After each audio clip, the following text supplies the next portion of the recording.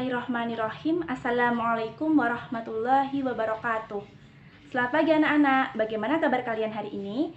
Semoga kalian semua masih dalam lindungan Allah Subhanahu wa taala, dalam keadaan sehat walafiat dan tetap istiqomah dalam menjalankan ibadah kepada Allah Subhanahu wa taala.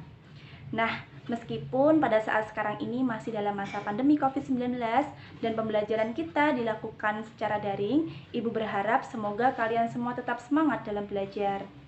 Nah, dalam video pembelajaran kali ini kita akan belajar mengenai fungsi hadis terhadap Al-Quran. Sebelum pembelajaran pada pagi hari ini kita mulai, kita membaca basmalah bersama-sama terlebih dahulu.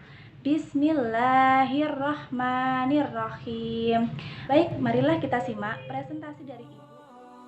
Yang pertama yaitu kedudukan hadis terhadap Al-Quran. Al-Quran merupakan kitab suci terakhir yang diturunkan oleh Allah Subhanahu wa Ta'ala dan juga menjadi penyempurna dari kitab-kitab sebelumnya. Menurut Imam Syafi'i, hadis tidak dapat dipisahkan dari Al-Quran karena hadis itu sebagai bayan atau penjelas dari Al-Quran. Al-Quran sebagai sumber pokok dan hadis sebagai sumber kedua setelah Al-Quran. Bagi umat Islam, kedudukan hadis sebagai sumber hukum kedua ini tidak lagi diperdebatkan, karena sudah sangat jelas ya landasannya itu baik dari Al-Quran maupun dari dasar logika.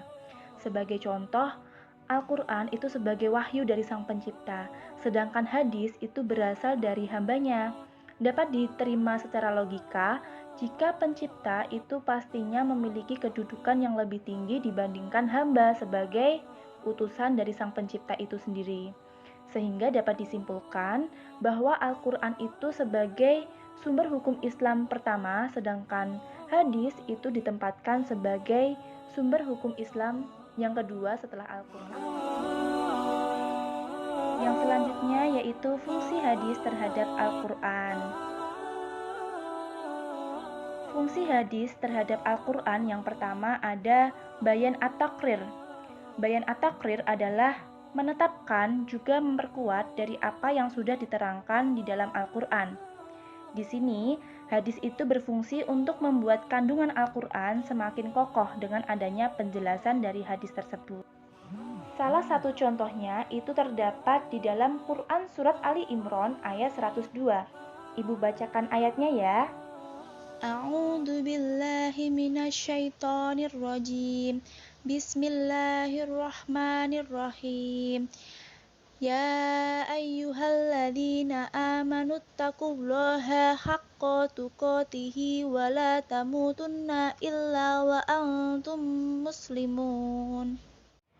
Yang artinya, hai orang-orang yang beriman, bertakwalah kepada Allah sebenar-benar takwa kepadanya, dan janganlah sekali-kali kamu mati, melainkan dalam keadaan beragama Islam. Nah, dari ayat tersebut, Al-Quran memerintahkan kita untuk bertakwa kepada Allah Subhanahu wa Ta'ala. Dari ayat tersebut, lalu dikukuhkan Rasulullah melalui sabdanya, Ittaqullaha haitsuma kunta wattabi'is sayyi'atal hasanata tamhuha wa khaliqin nasa bi khuluqin hasan. yang artinya, bertakwalah kepada Allah di mana kalian berada, dan ikutilah perbuatan buruk dengan perbuatan baik. Niscaya, kebaikan itu akan menghapus keburukannya, dan pergaulilah manusia dengan akhlak yang baik. Fungsi hadis terhadap Al-Quran yang kedua yaitu bayan at-tafsir. Fungsi hadis sebagai bayan at-tafsir berarti memberikan tafsiran atau perincian terhadap isi Al-Quran yang masih bersifat umum atau mujmal, serta memberikan batasan-batasan pada ayat-ayat yang bersifat mutlak. Nah, mungkin di dalam Al-Quran itu masih bersifat umum. Jadi, fungsi hadis itu adalah memperinci dari apa yang tidak dijelaskan di dalam Al-Quran. Seperti itu. Contohnya yaitu Al-Quran memerintahkan kita untuk melaksanakan sholat sebagaimana firman Allah di dalam Quran Surat Al-Hajj ayat 78. A'udzu billahi minasyaitonir rajim. Bismillahirrahmanirrahim. Fa'aqimus sholata wa atuz zakata wa'tasimu billahi huwa maulakum. Fa ni'mal maula wa ni'man nasir. yang artinya, maka dirikanlah sholat, tunaikanlah zakat, dan berpeganglah kamu pada tali Allah. Dia adalah pelindungmu, maka dialah sebaik-baik pelindung dan sebaik-baik penolong. Nah, dari ayat tersebut, Allah hanya memerintahkan kita untuk sholat, tetapi tidak menjelaskan tata caranya. Sehingga, tata cara untuk sholat ini dapat kita ketahui melalui hadis-hadis Nabi, sebagaimana sabdanya, Shollu kama ra'aitumuni usolli. yang artinya, sholatlah kalian sebagaimana kalian melihat aku sholat. Hadis riwayat Bukhari dari Malik. Fungsi hadis terhadap Al-Quran yang ketiga yaitu bayan at-tashri'. Hadis sebagai bayan at-tashri' yaitu menetapkan hukum baru yang tidak ditetapkan oleh Al-Quran. Dalam keadaan seperti ini, maka fungsi hadis adalah menetapkan hukum yang belum dijelaskan di dalam Al-Quran. Contoh dalam perkara ini adalah tentang keharaman binatang buas. Keharaman ini tidak dijelaskan di dalam Al-Quran, sehingga dijelaskan melalui hadis Nabi yang berbunyi, Kullu dhinabin minas saba'i fa'akluhu haram. yang artinya setiap binatang buas yang bertaring, maka memakannya adalah haram. Hadis riwayat Muslim. Fungsi hadis terhadap Al-Quran yang keempat yaitu bayan an-nasakh. Kata an-nasakh dari segi bahasa memiliki arti al-idbal membatalkan, al-ijalah menghilangkan, at-tahwil memindahkan, at-takyir mengubah. Para ulama ketika mengartikan bayan an-nasakh ini melalui pendekatan bahasa, sehingga di antara mereka itu terjadi perbedaan pendapat dalam mentafsirkan. Hal itu pun terjadi pada kalangan ulama mutaakhirin dengan ulama muqaddimin. Yang disebut dengan bayan an-nasakh adalah dalil syara' yang dapat menghapuskan ketentuan yang telah ada. Dari pengertian tersebut, jelas bahwa ketentuan yang datang kemudian itu dapat menghapuskan ketentuan yang datang terdahulu, karena ketentuan yang baru itu dianggap lebih cocok dengan lingkungan yang lebih luas. Para ulama mengemukakan contoh hadis Nabi yaitu la wasiyata liwaris, yang artinya tidak ada wasiat bagi ahli waris. Hadis tersebut menasah ketentuan dalam Quran Surat Al-Baqarah ayat 180. A'udzu billahi minasyaitonir rajim. Bismillahirrahmanirrahim. Kutiba alaikum idza hadara ahadakumul mautu in taraka khairan wasiyatu lil walidaini wal aqrabina bil ma'ruf haqqan 'alal muttaqin. Artinya, diwajibkan atas kamu apabila seorang di antara kamu kedatangan tanda-tanda maut, jika ia meninggalkan harta yang banyak, berwasiat untuk ibu, bapak, dan karib kerabatnya secara ma'ruf. Ini adalah kewajiban atas orang-orang yang bertakwa. Yang selanjutnya yaitu perilaku orang yang mencintai Al-Quran dan hadis. Yang pertama yaitu selalu taat dan beribadah kepada Allah Subhanahu wa taala. Kecintaan yang kuat terhadap Al-Quran dan hadis akan senantiasa mendorong kita untuk selalu taat dan juga patuh kepada perintah-perintah Allah dan menjauhi larangan-larangan Allah Subhanahu wa taala. Yang kedua yaitu mendorong untuk selalu berbuat baik. Dengan kita mencintai Al-Quran dan juga hadis, maka hidup kita akan selalu bahagia di dunia maupun di akhirat.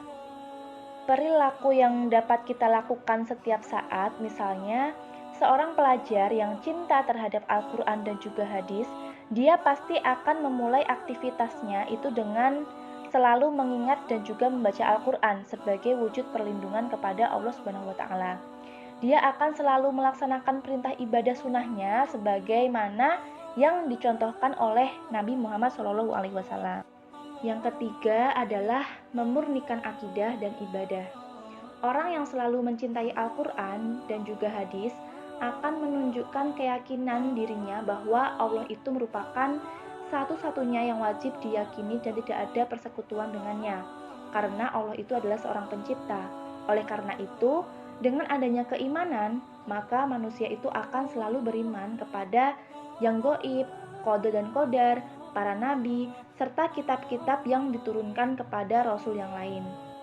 Sedangkan kemurnian ibadah artinya orang yang mencintai Al-Quran dan hadis selalu beribadah berdasarkan perintah Al-Quran maupun hadis melalui contoh-contoh atau praktik dari Rasulullah. Yang keempat yaitu berlaku adil. Orang yang mencintai Al-Quran dan hadis dapat membentuk pribadi yang adil dan akan selalu menentang dari segala hal bentuk kezaliman. Ajaran Al-Quran dan juga hadis itu mengandung dasar-dasar dalam menghormati hak kemanusiaan dan juga melindunginya. Dia akan menempatkan sesuatu berdasarkan rasa keadilan, musyawarah, ataupun mufakat. Yang kelima yaitu selalu menghindari perbuatan maksiat. Maksiat merupakan perbuatan durhaka kepada Allah Subhanahu wa taala, baik dengan cara melanggar segala perintah agama ataupun meninggalkan perintah agama. Seorang muslim yang telah tentram rasa cintanya kepada Allah Subhanahu wa taala, dia akan selalu menjaga dirinya dari perbuatan yang maksiat dan menghindari sikap juga perilaku yang akan mendatangkan mudarat bagi dirinya sendiri maupun orang lain. Yang keenam yaitu selalu berbakti kepada kedua orang tua. Di dalam Al-Quran dan juga hadis dijelaskan bahwa selain kita wajib bersyukur kepada Allah Subhanahu wa taala, kita juga wajib menghormati dan juga berbakti kepada kedua orang tua. Yang terakhir yaitu selalu berusaha menjadikan Al-Quran dan juga hadis sebagai dasar dalam pelaksanaan segala hal. Banyak aktivitas hidup yang kita jalani. Sebagai umat Islam, sudah selayaknya jika kita itu selalu berpedoman kepada Al-Quran dan juga hadis agar kita mendapatkan hasil yang terbaik sesuai dengan apa yang telah ditunjukkan oleh Allah Subhanahu wa taala. Nah, itu tadi ya penjelasan dari Ibu mengenai materi kita pada pertemuan hari ini, yaitu tentang fungsi hadis terhadap Al-Quran. Setelah kita belajar mengenai fungsi hadis terhadap Al-Quran, kita mesti bisa memahami dan juga menganalisa bahwa seseorang itu wajib menerapkan keduanya di dalam kehidupan. Karena tanpa adanya keduanya, maka kita itu tidak dapat tumbuh dan berkembang sebagai seorang muslim yang soleh. Al-Quran itu meskipun mencakup seluruh aspek kehidupan manusia, akan tetapi karena keterbatasannya, maka seseorang itu wajib menggunakan hadis sebagai penerjemah perintah-perintah Al-Quran dalam kehidupan sehari-hari. Nah, itu tadi penjelasan dari Ibu mengenai materi kita pada pertemuan hari ini. Semoga dapat dipahami dan dapat bermanfaat untuk kita semuanya. Apabila ada pertanyaan, bisa diajukan melalui grup WhatsApp dan nantinya dapat kita diskusikan bersama-sama. Dan nanti Ibu juga akan memberikan tugas kelompok kepada kalian semua. Sekian ya dari Ibu, jangan lupa untuk selalu semangat, jaga kesehatan, dan jangan lupa 3M. Yaitu mencuci tangan, memakai masker, dan menjaga jarak. Sekian, wassalamualaikum warahmatullahi wabarakatuh.